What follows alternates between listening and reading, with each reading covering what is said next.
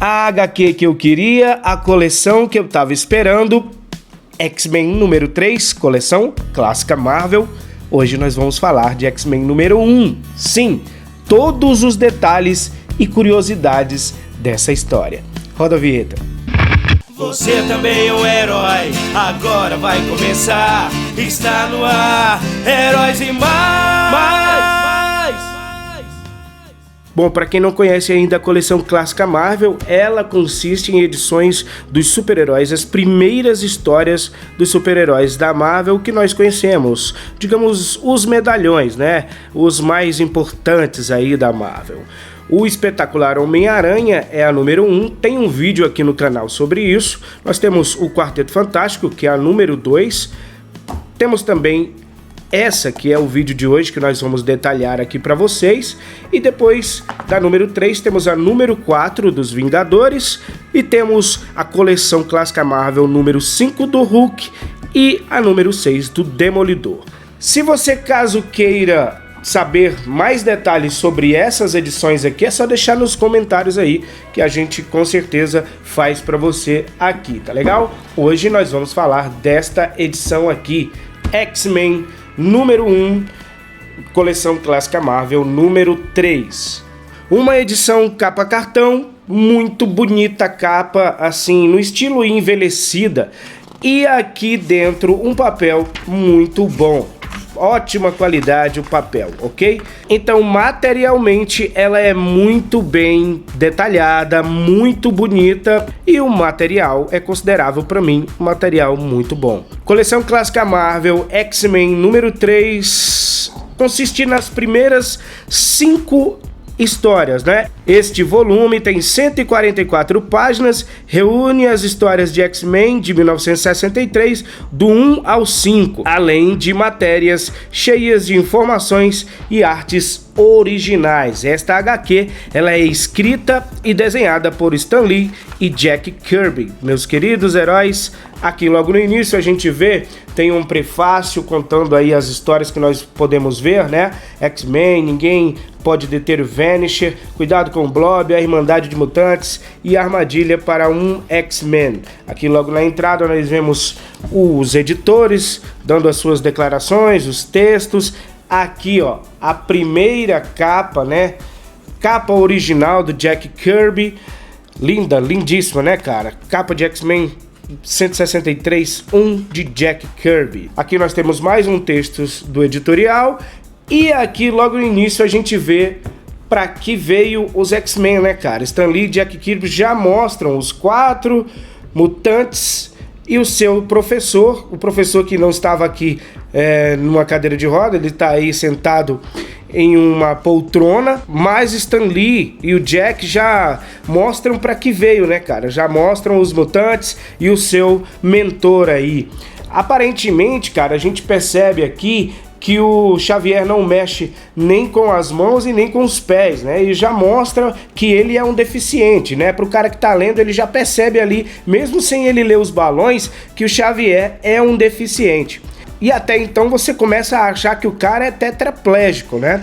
Além disso, ele tá falando com seus pupilos telepaticamente. E o ambiente nós percebemos que é a sala de perigo, que ainda, cara, Jack Kirby e Stan Lee nem tinha dado nome para essa sala de perigo. Aqui nós temos o Scott, nós temos o Homem de Gelo, nós temos o Fera e temos também o Anjo, né? E aqui, cara, a gente já percebe que o Homem de Gelo, a sua aparência inicial era de um boneco de neve, né, cara? Tem até aqui ele como um boneco de neve, um alívio cômico dele como um boneco de neve.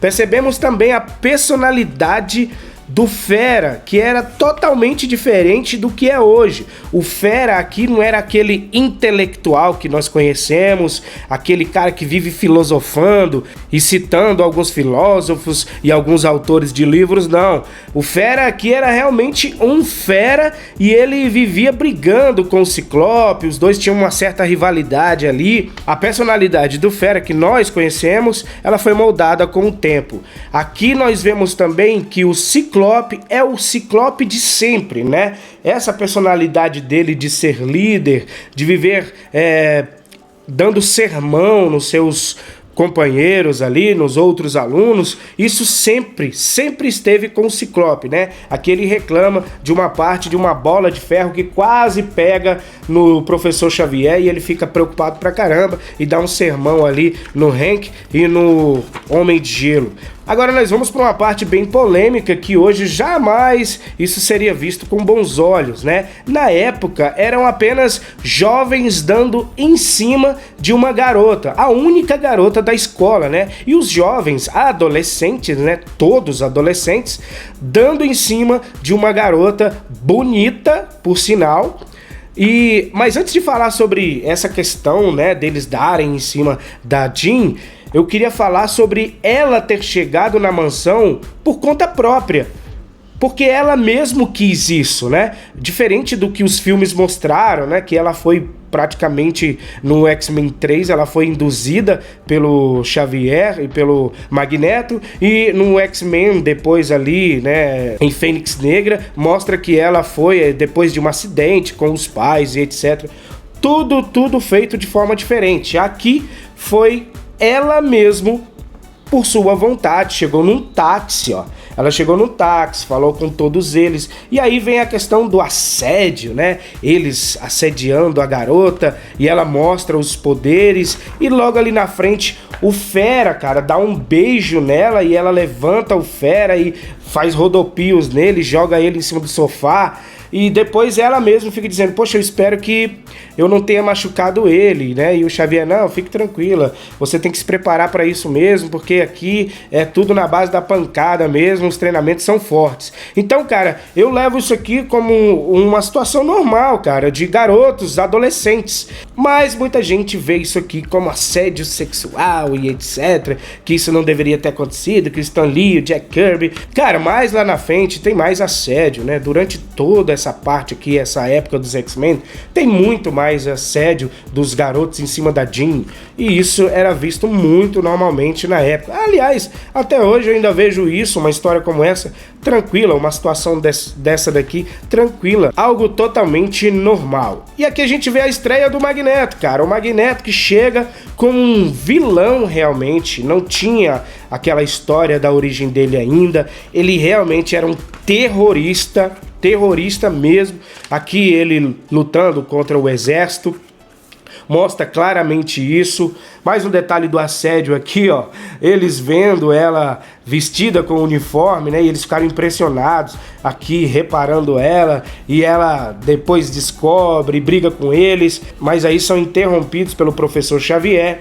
Olha aqui mais um detalhe, esse detalhe é curioso, como o anjo se vestia, né, ficava disfarçado e mostrava que ele tinha algumas amarras aqui. Bonita sua roupa, que roupinha muito louca.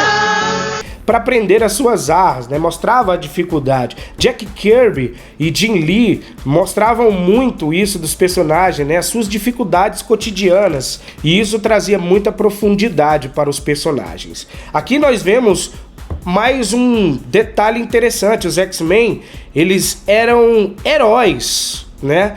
Não tinha muito forte essa coisa deles serem odiados pela humanidade. Muita gente fala que essa questão do preconceito estava enraizada nos X-Men, mas eu acho que não, cara. Quando você lê as primeiras edições, você nota que isso não era latente como é hoje. Então, olha aqui, ó, os X-Men, eles chegam para ajudar o exército, eles conversam com a galera do exército, e aí eles ficam contra o Magneto e acontece a luta, que eu não vou falar para vocês, né? Não vou mostrar aqui pra vocês a luta pra não estragar aí quando você for ler, caso você não tenha lido ainda. Aqui é outro detalhe, uma curiosidade, o Vanisher, cara. Galera, se vocês sabem o paradeiro desse cara aí, o Vanisher, aqui no Brasil a gente conhece Vanisher como uma marca de produto de limpeza. Acho que é mais ou menos isso aí.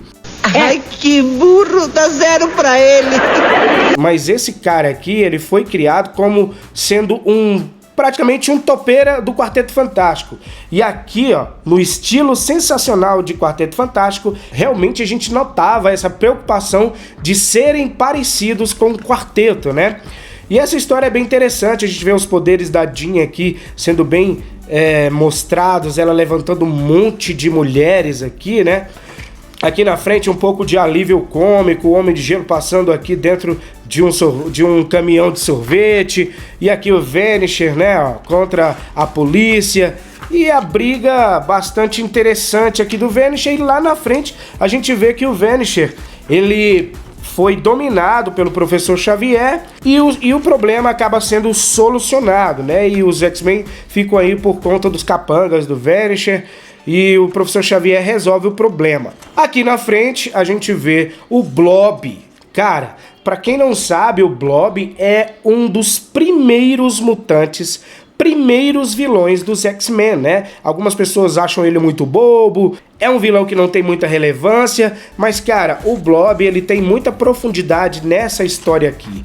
A gente vê aqui que os X-Men já começam a história na sala de perigo, eles sempre treinando, sempre mostrando os adolescentes nos treinamentos. Geralmente era isso, treinamento, e de repente encontrava um mutante, porque aqui o Professor Xavier, ele mostra para eles, né, a ameaça de um novo mutante, que no caso aqui é o Bob. Olha, mais uma vez, olha aqui, mais uma vez o Anjo vestindo a sua roupa esquisita aí, com as suas asas escondidas.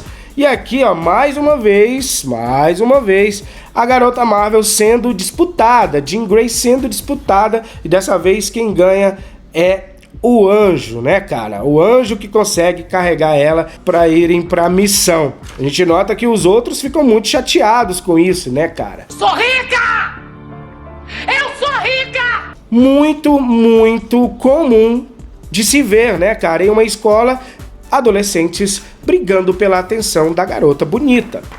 A história é bem interessante, mostra o Blob aqui, né, mais uma vez tendo bastante profundidade nas suas falas, mostrando a personalidade do vilão, mostrando que os X-Men tentaram convencê-lo a ir pra escola para fazer parte dos X-Men, e aqui tem a história se desenrolando, a gente vendo a briga deles. Nessa história são incluídos brigas com animais, tem uma parte aqui em que os X-Men tentam se livrar de algumas situações, o próprio Fera briga com um urso, nós encontramos outros mutantes bizarros como o Blob, mas o foco realmente é no Blob, e o professor acaba mais uma vez resolvendo o problema, né? Por quê? Faz muito sentido, porque o professor é o mestre e os outros e os garotos, os X-Men, ainda estão aprendendo. Mais na frente nós temos aqui a história,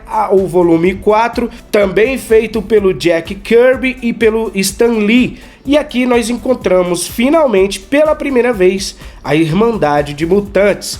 Foi criado esse grupo justamente para as histórias ficarem muito mais interessantes, cara. Para que os X-Men possam não enfrentar apenas um vilão, mas vários ao mesmo tempo, né? No caso aqui, a Feiticeira Escarlate, o Pietro, aqui o Mestre Mental e o Groxo.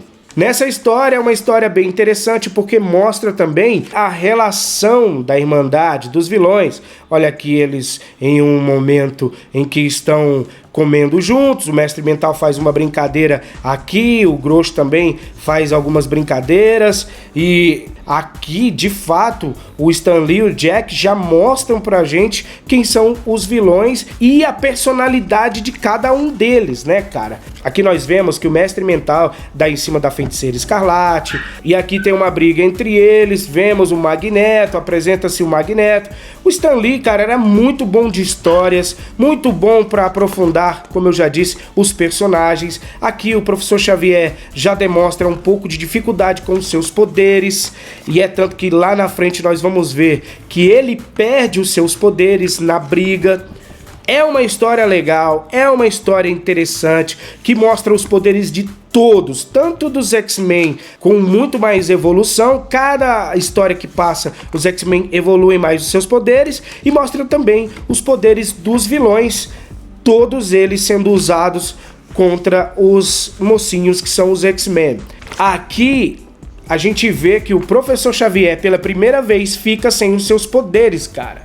e ele passa para os seus pupilos a missão de encontrar a Irmandade de Mutantes para poder destruí-los sem a ajuda do professor. E aí os X-Men começam a evoluir como super-heróis, né, cara? O mais interessante dessa outra história, que é a número 5, a última história desta edição, é que os X-Men estão enfrentando o Magneto e eles encontram o asteroide M, cara. Olha aqui, eles indo deixar o professor na mansão para poder eles seguirem com a sua missão. E aqui nós encontramos o Magneto e o asteroide M. Muita gente acha que o asteroide M só veio surgir em 90, né, na década de 90, com aquela edição lá do Jim Lee, muito famosa, mas não, o Magneto já tinha o seu asteroide e os X-Men foram lá no asteroide encontrar com a Irmandade de Mutantes, cara. Aqui nessa edição nós vemos um pouco do medo pelo desconhecido, aqui nós vemos na televisão o Grosso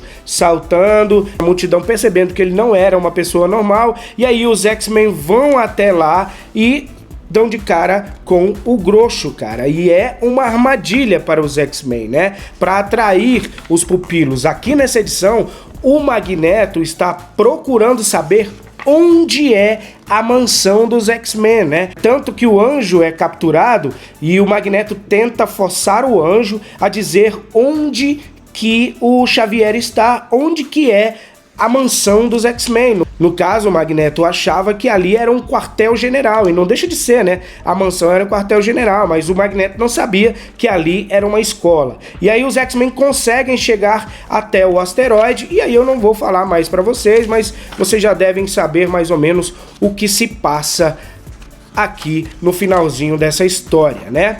Mas, cara, tem uns extras legais que vocês podem ver também. Muito interessante aí a arte do Jack Kirby, sem ser colorida, sem estar terminada. Aqui nós vemos também alguns prints tirados da edição original. Vemos também algumas capas da época, capas americanas originais, né? Prints também para você ver. E aqui nós vemos outros títulos em evidência: Doutor Estranho, Demolidor, o Thor, Homem de Ferro. E como eu disse a vocês, se vocês quiserem que a gente faça um review de todas as edições, como nós fizemos com esse X-Men, fica à vontade, deixa aí nos comentários. E aí, o que você achou? É isso aí, cara. Se você gostou de saber um pouco mais dos segredos e detalhes desta HQ, das primeiras edições de X-Men, das primeiras histórias deste grupo de mutante fantástico, então deixa aquele like bacana, não esquece de se inscrever no nosso canal. Lembrando que a gente vai deixar na descrição aí para você adquirir essas HQs, se ainda tiver, né? Se ainda tiver na Amazon, aqui na descrição, tá legal? Um abraço do Tony, não esquece, você também é um herói e você também é uma heroína. E até o próximo vídeo. Você também é um herói, agora vai começar. Está no ar, Heróis e Mais.